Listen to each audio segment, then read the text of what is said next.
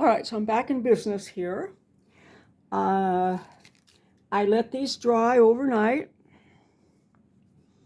And I saw somebody today talking about reconstituting them. Not exactly, you just put what you need here a little at a time.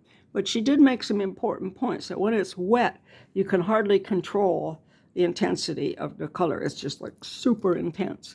And you might want to do that at some time, wet straight out of the tube. But you use your colors up way too fast because watercolor is meant to be done in layers with lots and lots of water. So these have dried. Picked this one up this morning, the cerulean blue here got a little loose, so I did just as I said. I put a little bit of water behind it, the same way you glue wet clay onto wet clay. You just put a little water in there, and this is right here. This is my distilled water. And my rinse water's over here. I'm going to move my rinse water so you can see it.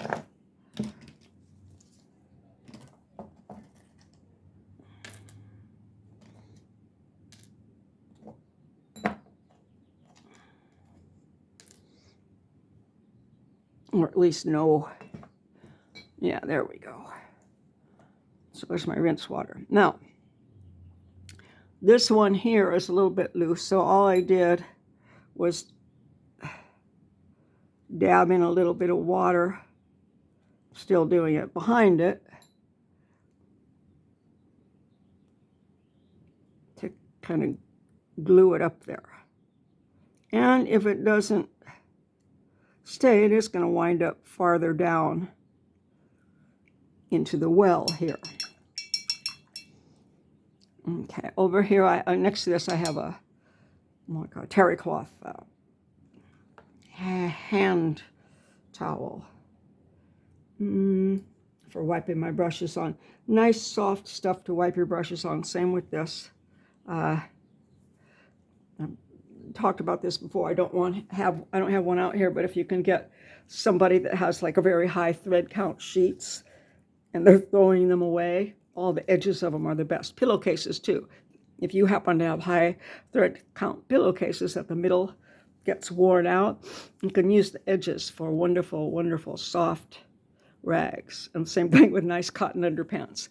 They've been washed and washed and washed and washed and washed, so there's absolutely nothing left to be linty. It's like completely worn out, but it's cotton and it's fine. So look. Pond scum. That's what you find when you drain the swamp. Pond scum. It just jumped out. It was sitting here, and here it is. All right. So now these have dried, and you see they've cracked.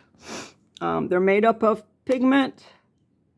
Gum arabic makes them a little bit shiny and stick, and all honey or glycerin, which is a body for it, and then honey or some kind of a glucose sugar to keep it together. So very natural stuff to paint with. So what we're going to do here, I'm not going to use the small brush, I'm going to use a slightly larger one. I will use this one, my father's brush, to put distilled water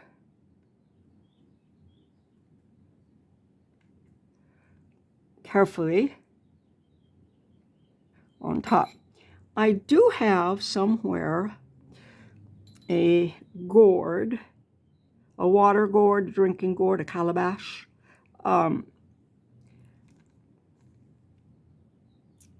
shaped little bottle like this, with a stopper on it, that you can shake little drips of water out. But this is fine. Okay, and then ochre. See, ochre's gotten loose, but that's okay. We're going to leave it there. And that orange and this red. So I'm just moistening all of these up with a little dab of water. Rinse my brush from time to time.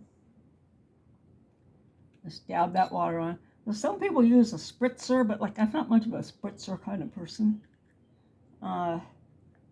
Or an eyedropper. It's useless. Well, it's not useless, but it's extra equipment. And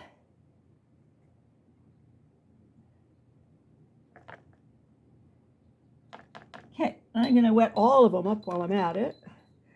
And that's what I do when I'm painting here. Now you see what I'm talking about. You see the water goes on there. That stays up here. And the color can run down into the water as we moisten it.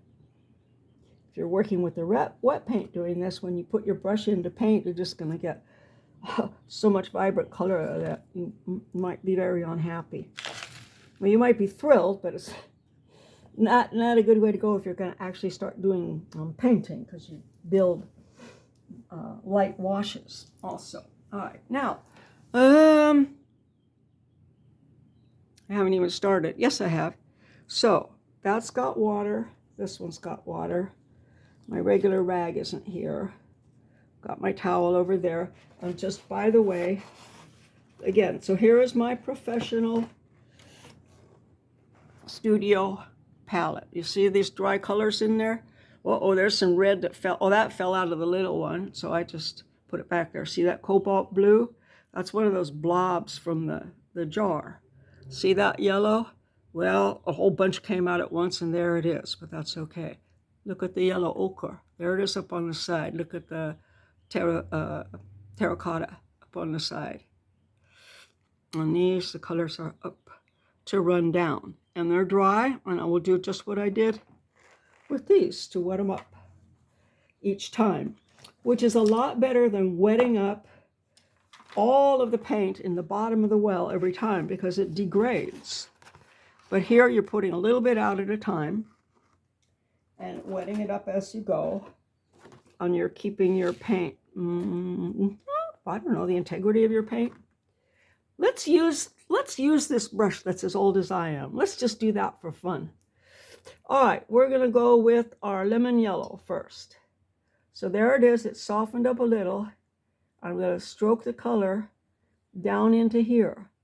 I'm going to put as much color in there as I want and make it fairly intense, because I'm testing these. So I'm going to do full strength.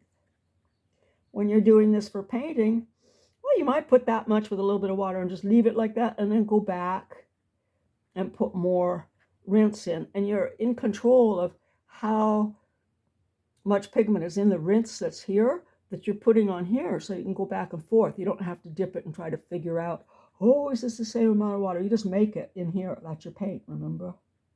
Ooh, this is nice. This is, I guess it's about ready to go. Looks pretty intense. And here we go.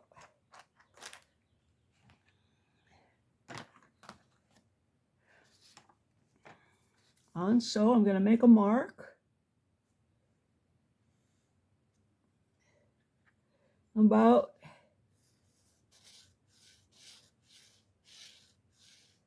halfway across. Okay, so you can always go darker, but you can't go lighter, so there. And maybe if I want to, I could put a little dot of super intense. I'm going to put a little dot of super intense over there too. There, that's a good idea. All right, now, before I go to my next color, I'm going to rinse my brush. Big rinse. Wipe. Second rinse, wipe, and you probably aren't going to need a third rinse. You're still in the yellows. Go into your distilled water and go to your next yellow. I didn't get the names of these yet. We just decided this was lemon yellow and egg yolk yellow.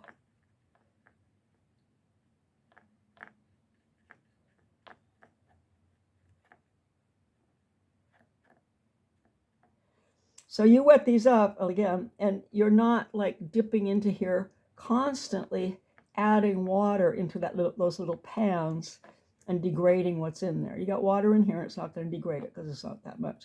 All right, here we go.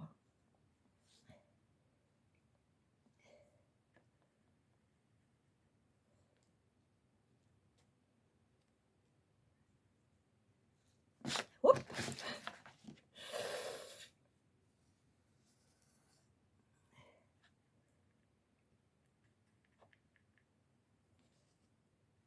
Now we're testing these, so we want to keep these colors as pure as possible. Boy, that's a nice yellow. So if you were mixing this one, this is the good one for with blue to make a green. This is a good one with red to make an orange. I call this a cool yellow. I call this a warmer yellow.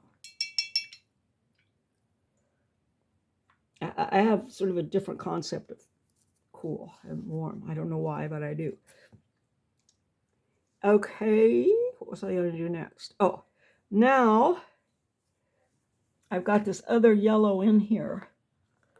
And I probably wouldn't do this ordinarily if I were working on a painting, because it's nice to sort of get your colors accidentally mixed up because it provides unity in the whole painting. I just put up a video in my list of, I think art education, I'm not sure, or watercolor supplies. Somebody with a nice palette, a very good palette, is a big porcelain plate like this, and then it has around, more like a charger, I guess. Around the edge, it has sort of a raised area that you don't eat on, and then it goes down into the dish. You can put all your colors around on that raised area and then use the whole middle of this beautiful white porcelain plate for your painting. And there is a lady that does that, and all your colors sort of mix together in the middle, not into a brown, though. It's controlled. So I do have that linked somewhere, because she had some, it's a very nice example of a palette. Okay, now we're going to go to this next yellow. I cleaned this out. I need to clean a little bit more of that out, I think. I don't usually do this. Like I said, it's a little bit fussy, but here. Now we got this nice yellow orange, and people might call this marigold too, but those using the nomenclature that starts with the primary as the name is really helpful, because you pretty much know what you're getting when it's some brand name, like, oh, lipstick red. Well, lipstick red, it comes in a lot of different colors as well, right? This marigold, so we say lemon, egg yolk, and marigold very often is a name of a color, but this we can call yellow orange. It's really very close to this other one. Ooh, but it is more orangey.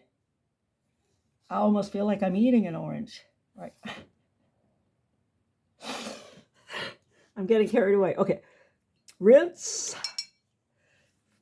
wipe, rinse, wipe. Next color, we're going to go to the, yellow ochre.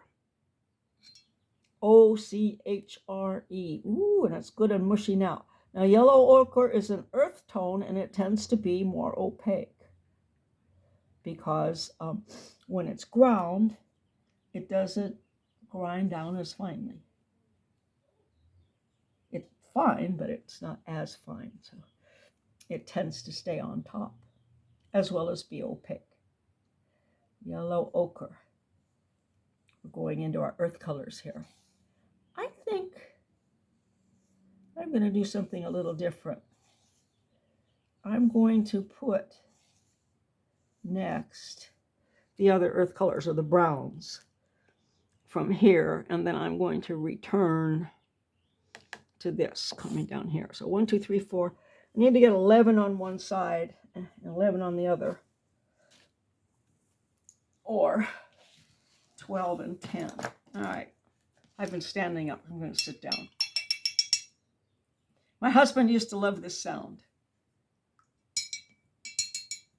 You can hear me painting in the other room. He loved it.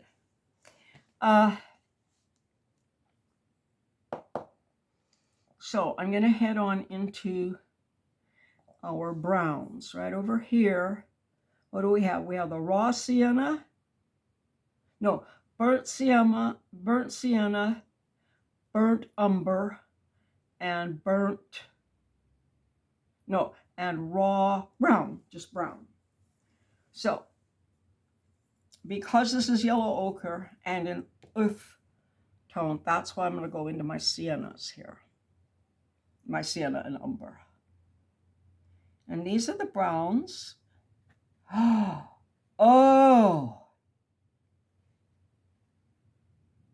I'm going to just put some raw color of this. Look at that. Beautiful, beautiful. Burnt sienna.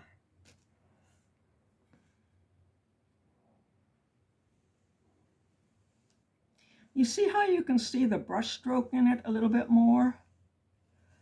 Because the paint is actually thicker there. You know, so it's similar to the ochre because it's an earth tone. I need to rinse my brush so I can stick it in my distilled water. I'm going to get a good bunch of paint down in here, mix up a bunch of paint.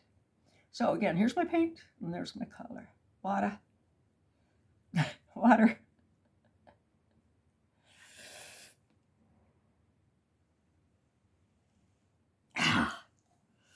I'm just going to make another line for fun.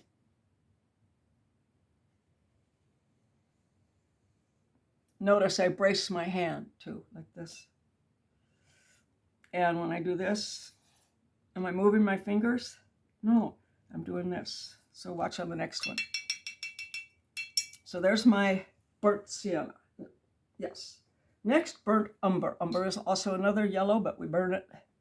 We get kind of a cold brown here. This sienna is like a fox brown. That's not a name for it. That's just what it is. If you wanted to paint a fox, it would be a good brown. So here we have burnt umber. A nice dark brown. And it's a coldish brown. Also, notice, you know when you're like wearing silk or something like that, like a thin fabric, and you spill water on it? Where you spill water, you can see the water because it's darker. Same here. This is cotton. The water in this is going to make it appear darker on the paper than when it dries. Okay. Oh, all right. So there's our, got all that spooshed up. Well, I forgot what I was doing. I talked instead. That's okay. So well, let's get a little wash with this umber. See how that goes.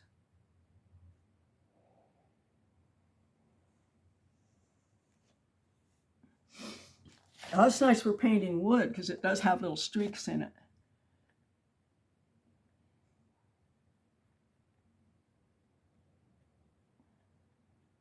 Oh, by the way, this paint, I had to look to find it, comes from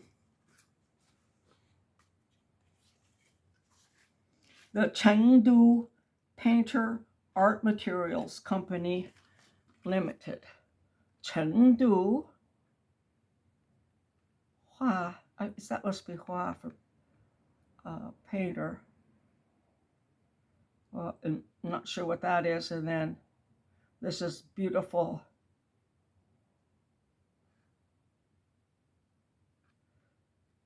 That's the company limited there. And that's Chengdu Painter Art Materials. Chengdu is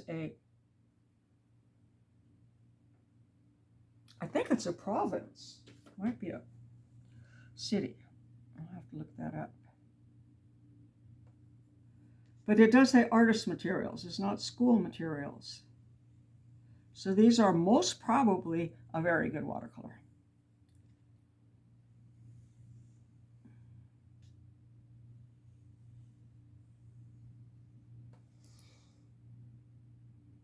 Okay. Next, we have just raw brown. I'm going to say maybe it's a Van Dyke brown. I love Van Dyke brown because it's a painter named Van Dyke. Jan, I think. And he developed a brown that he loved as a Dutch person, which was the color of the wet, dead leaves on the forest floor. Isn't that beautiful? And so he formulated that actually from the dead leaves initially, but it's made from colors to make it. But that's the origin of this color, Van Dyke brown. But this is just called raw brown. I think this might be Van Dyke brown. No.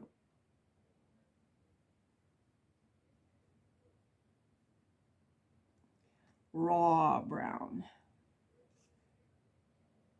Okay, here we go, another stripe. Whoop.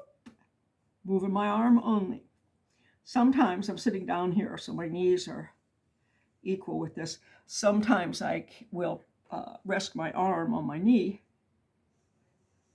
Use that as a brace. Actually, I'm bracing my elbow on my left hand, which is braced on my right leg right now. I don't have my little finger bracing on the table at the moment. It's pretty nice stuff. These streaks are probably going to smooth out. I'm not going to leave them messy though, but I think they're probably going to smooth out nicely.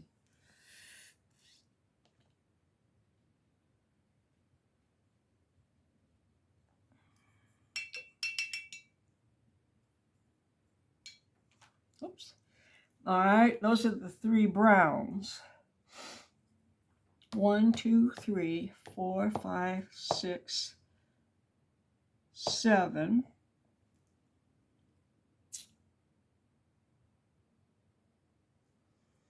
Okay.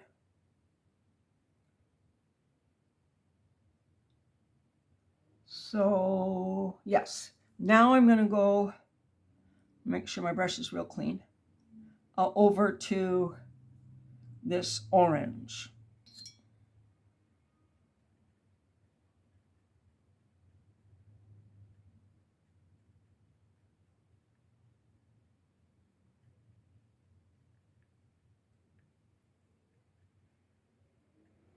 Which is basically an unnecessary color. You can mix that from your yellows and your reds.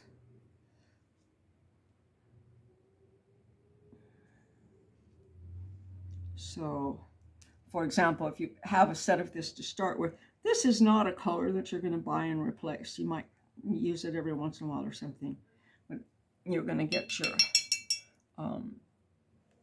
well, also in nomenclature, this is like a cadmium yellow light, and this is like a cadmium yellow deep, and this is also almost a cadmium yellow deep here.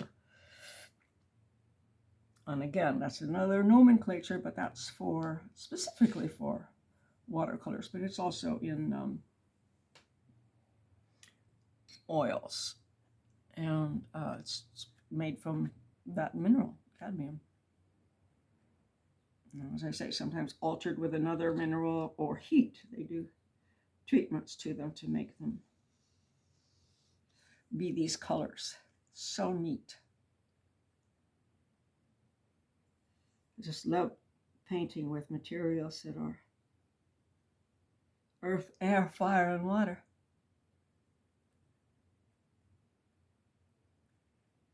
Made of earth, touched by fire, mixed with water, dried in the air. All natural. Pigment or minerals, earth colors, along with glycerin as a binder and body, and gum arabic as a binder, and it gives it that shine. You see it especially in these. I pulled them out the other day. These are just full of gum arabic, and they've been wet and dried a number of times. This is a cobalt, very, very, the Winsor Newton selected this cobalt. Here is an earth color. This is a gouache. Oh, it's an earth color. You see, there's no shine in that. This is an opaque watercolor. This is a transparent watercolor. And back to this. So it's an orange. All right, and the next color then is this. It's going to be a red orange.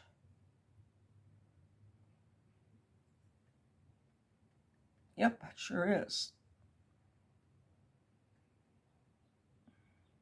So you can still get a very intense color after you've dropped a bit of water onto this to wet it up. But it's much easier to use, and it's much easier to control your washes if you let your paints dry. Keep them out of the water. I'm going to sit up on the edge and dangle their toes in the water. That's all.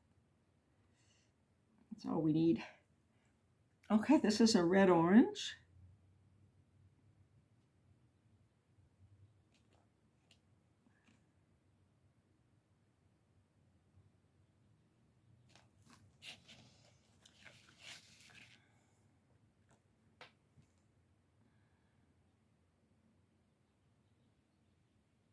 A little chunk in there. And I'll put it back in here to melt.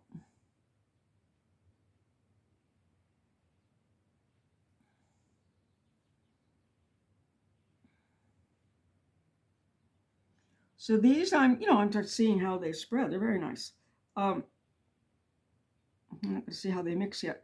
These are specifically for cutting down the middle here, and I'll do the same thing over here, and putting into the window for 6 months to see how they hold up in the light.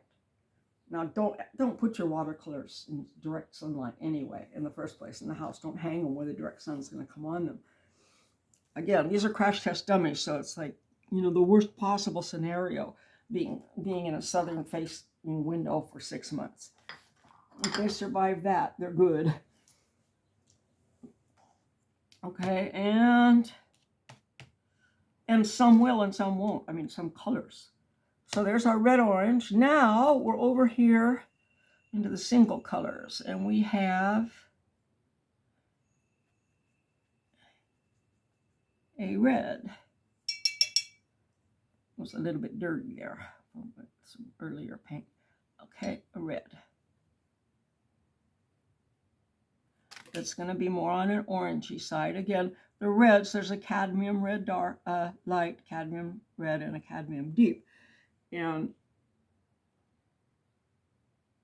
this is none of those. Those are all kind of orangey ones, but they're great. So this is just sort of a red. 1, 2, 3, 4, 5, 6, 7, 8, 9, 10.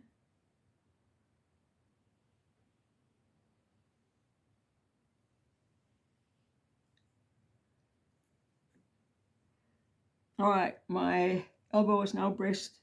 My right elbow is braced on my left hand, and my left hand is on my right knee. And I'm moving my right knee in order to do this. I'm not moving anything else. Like a robot arm.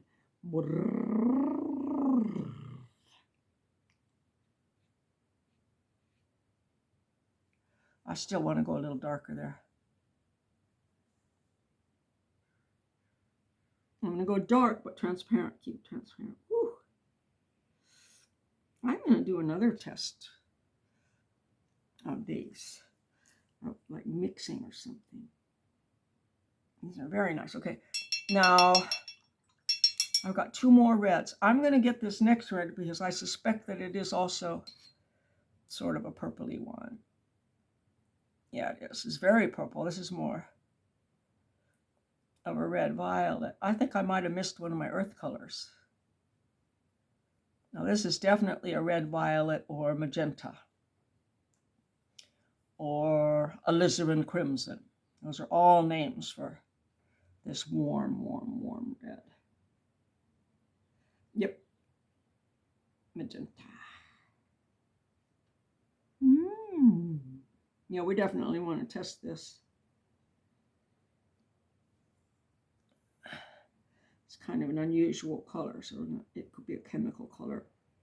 You know, dyes fade faster than paint pigments. Don't know why. So if you're using like alcohol-based markers,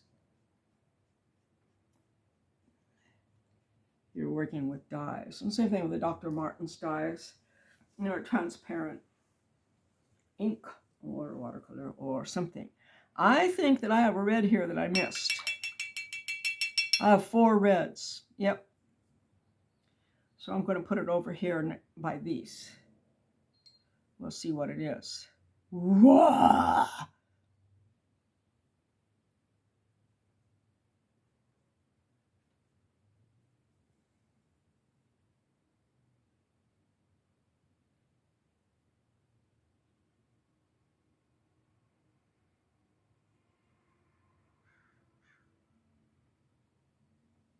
We'd call this cranberry. It is a crimson. That's what it is. This is more of a scarlet, and this is more of a crimson. Wow, it's beautiful. Okay. So I'm going to go up from here and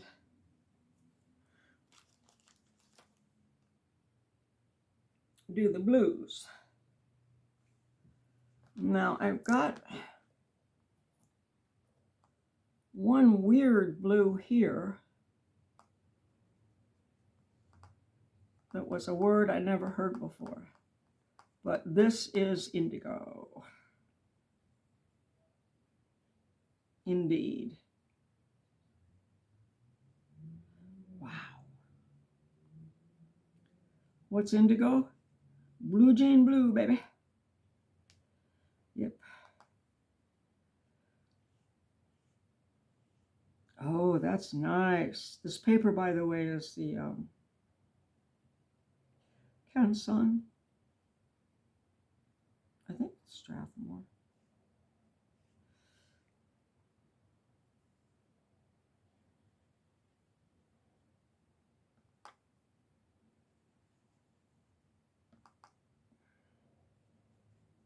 I'm painting with a finest red sable brush from about 1948 or 9.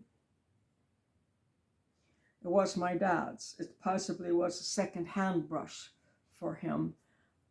There were people that came back after World War II, and a lot of them took art classes, and they were sponsored on the GI Bill, and it paid for their supplies. And a lot of them didn't keep their supplies at the end of the year. And my dad, being married with a 2-year-old, scrounged things. Yeah. So, well, a baby up to 2.5 years old, he got things. So this may have been one of those. So this is around World War II or post-war sable. And I used it on oil paints too. I'm so ashamed. These are very expensive, very wonderful brushes, but I didn't know the value of things at the time. And I did some nice paintings with it, and that's why my dad let me do this. But I still have it, and look, it holds a point. And it's that old. I've shown these before. This one here,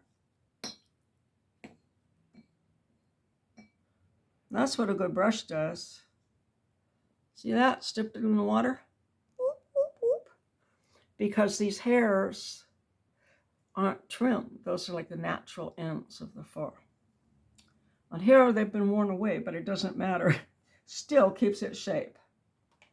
All right, so we're going from blue now And we're going to move back to these later. We'll get the greens, and they'll sort of match up with that. From blue, well, I don't know. Here's this indigo, and it was this strange name on the tube. And then I have 2 violets, so we'll see what they are.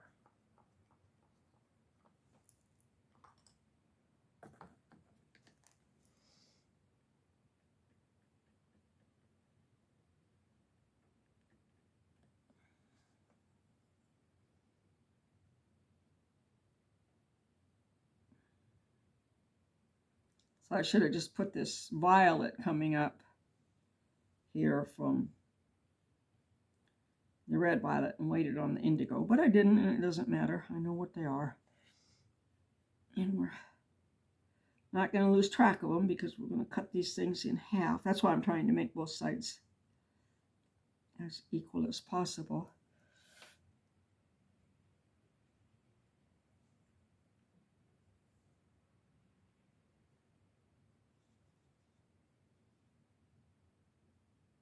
And one as full intense as saturated as possible. Okay. Now I got another purple here. Doesn't look like another purple. Oh, it is. It's more red. And this red here would come after that. Oh, so I should have come up here to this more reddish purple. I think is coming up next. We'll see what we have. Oh, look, purple and yellow, opposites. I think these are 2 different purples.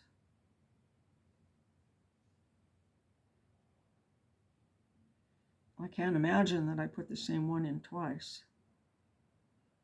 I might have. If I did, my short-term memory is really bad. Let's get back to this guy here. No, it looks slightly redder.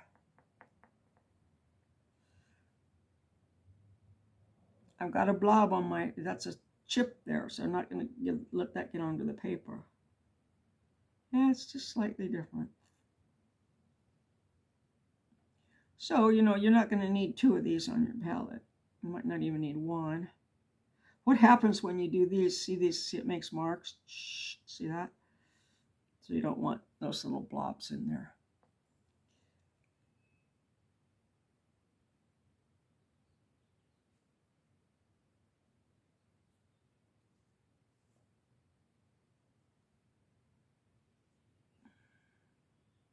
And then I put those back in there.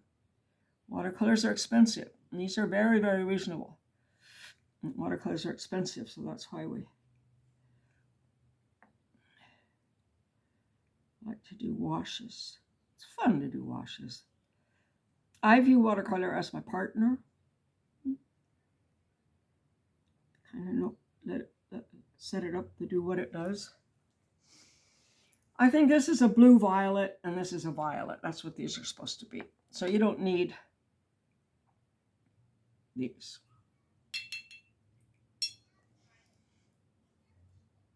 And if you have this blue violet and this, you can make it, yeah, this intermediary one. I like that blue violet.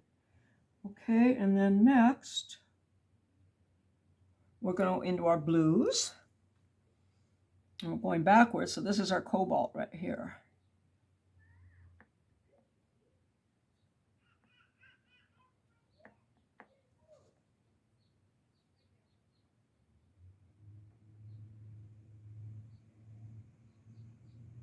Isn't that beautiful? Cobalt or Sargasso Sea. Deep blue.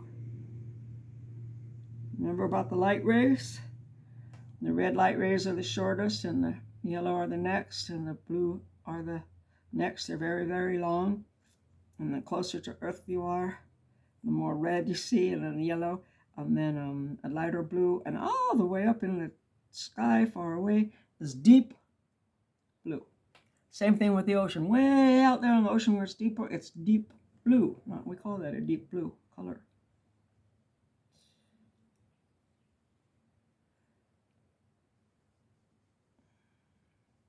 By the way, I don't know if I'm testing this out. I do beta testing on YouTube. There's something that when you're looking at underneath the video and where this things, it says ask. It doesn't. I don't think it happens on streaming on the tube, but on the phone, it says ask, and it pulls up AI for you from YouTube or from Google, and then you can find a button that says summarize video, and it did the most wonderful job. There's no way to save it, the one that comes in YouTube. It did the most wonderful job of summarizing and time stamping all of the little topics that I talked on the last actually long video. So here's our cobalt blue, and just out of curiosity, here's the Winsor Newton cobalt. I'm over here in my palette, my professional palette. I'm moving water around in the very bottom of it, so I'm pulling the color from the bottom of the color that's coming down there. Anyway.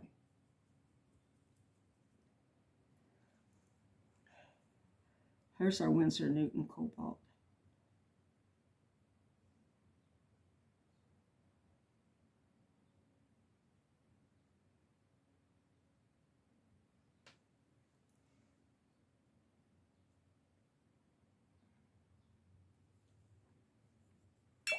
Just for comparison. I will have forgotten in 6 months what that's supposed to mean. Next.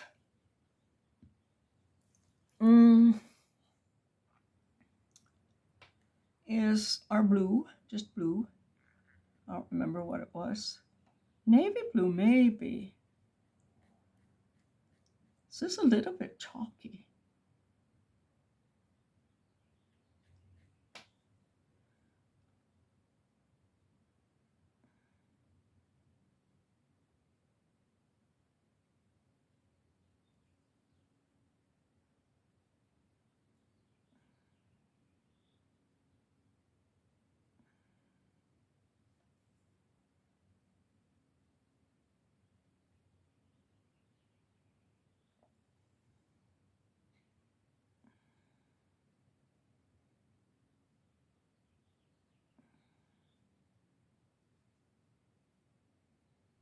I do hope I managed to get this set on record before I did all this.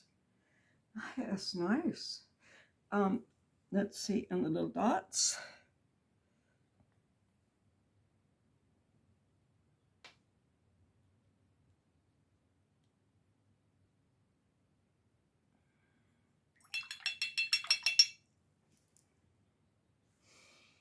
This is nice to watch too. A lot of people, when they get watercolor, they think you're just supposed to keep stroking it and stroking it and stroking it. Well, that makes a real messy looking chicken scratch thing. And I stroke my paint up in here. But like on these, there's a big pile of water in there. I'm just letting it. The water is going to mix and make it smooth on a good watercolor. So water's your partner. Lay it down and let it do its thing. Here we go with cerulean blue, one of my most favorite colors.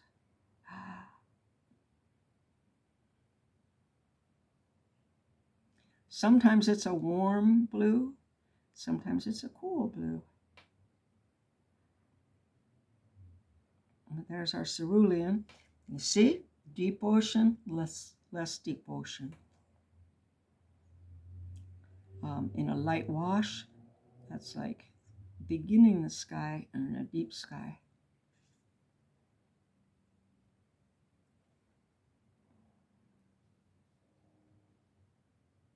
Cerulean, C-E-R-U-L-E-A-N, cerulean blue. I don't know what it means. It means that color. And next, we're going to go into the greens.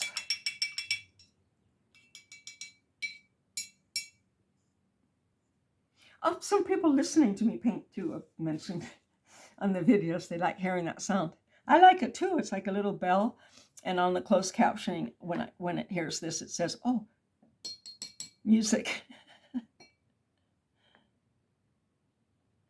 All right, this is a green, and I think it's possibly close to a hooker's green, maybe the other one. I'm not sure which one this is. There's a nice green. Well, we only have 4 more to do. I made it. Nope, that's not hooker's green. It's a green. Oh.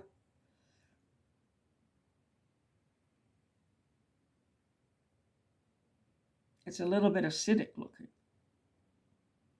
A-C-I-D. I see.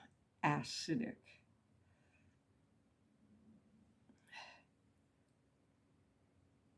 But it's nice for mixing with blues.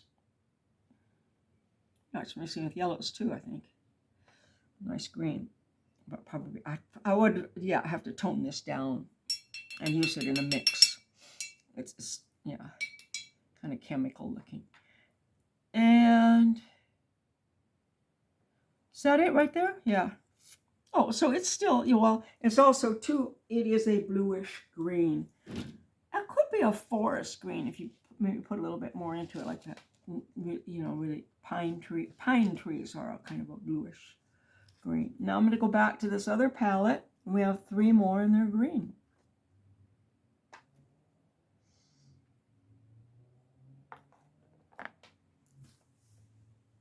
Put this up in the window and I have people after me for putting a rainbow up in the window. It's called a spectrum, folks, a color spectrum. Have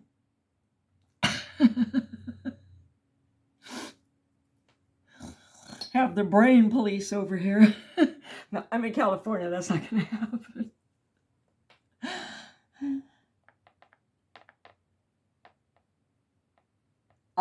This is closer to a hooker's green. This is a nice green. I woke up my cat just now.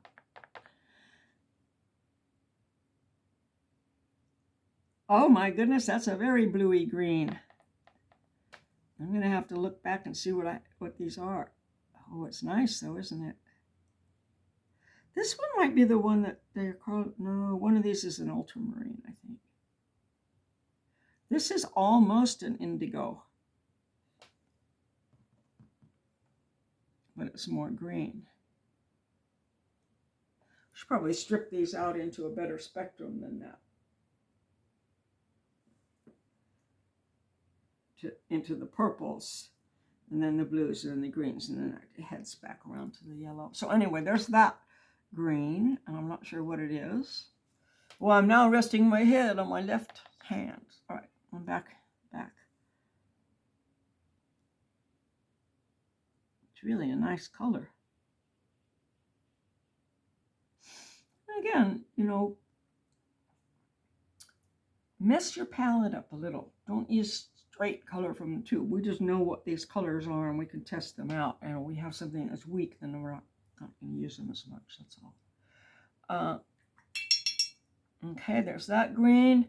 Okay, one of these is a light green. Oh, this is sap green, this one right here. I think. I'll have to hold this up next to the... This is kind of a chalky green. This is sort of like a chrome green, which I like a lot too.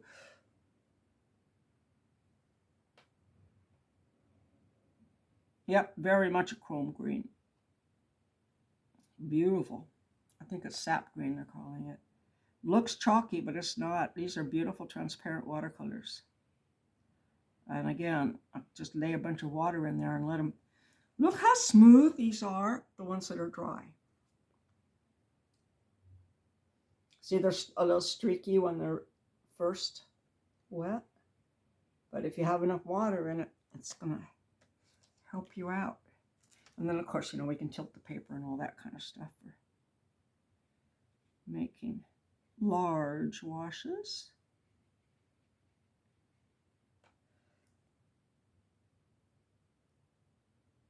One more green.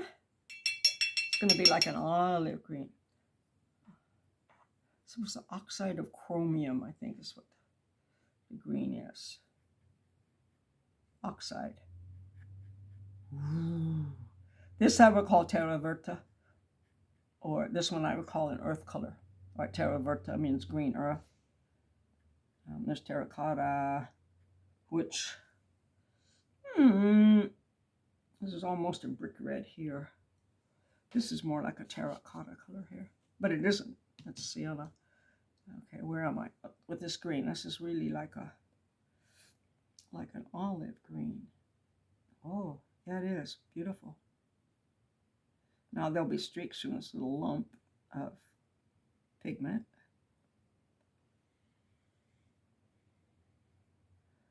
I'm going to pull it out once I get my everything on there thick enough, or smoothly, evenly enough, it'll spread on its own. Well, I made it. I got all 22 colors on here. And now we'll find out what they are.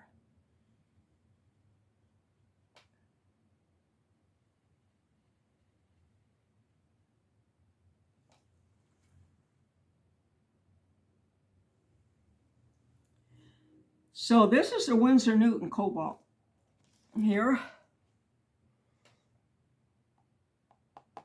This is this cobalt from this group. We're also going to be able to see how this fades. Well, I only have a little bit here to show. Well, I'll see it. No, this is in the middle. All right, I'm going to put that Winsor Newton Cobalt out on the edge too.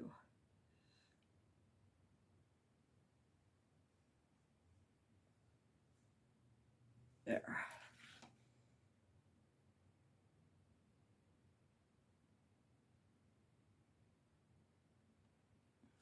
And again, this is a size 10, I believe. Yeah, it's a size 10. And it goes to a point. This is size 12. You can paint and go down to a real thin line with a beautiful brush like this. Kind of use this one ceremoniously. Also, I haven't used it for a long time, so it's a little shaky here. So I've been using it little by little to moisten it up so that the ferrule, the iron part, the metal part doesn't shake. Like the metal part on this one doesn't shake. It's the old one. Okay, I think I'm done enough now. If I have anything more to say, I'll make another video because I'll check and see how long I've been talking.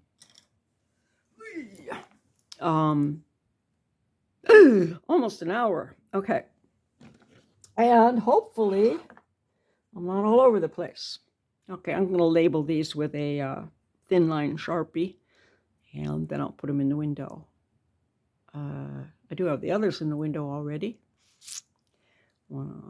Should we go over there and take a look?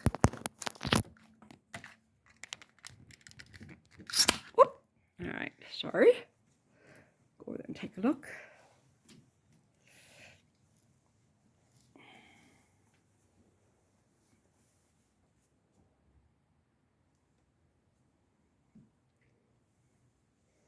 See how sunny it is over here? And here they are. Here are 2 strips that I cut off of the woodless watercolor pencils. Okay. And I will compare these to the part that I cut out of the middle periodically. So I put those up. Hey, today's April Fool's Day. So I need to tape them up with something. I think maybe sticky clay might be okay on the window. There. So I just have them right there. So you got to see I got the rainbow up in the window.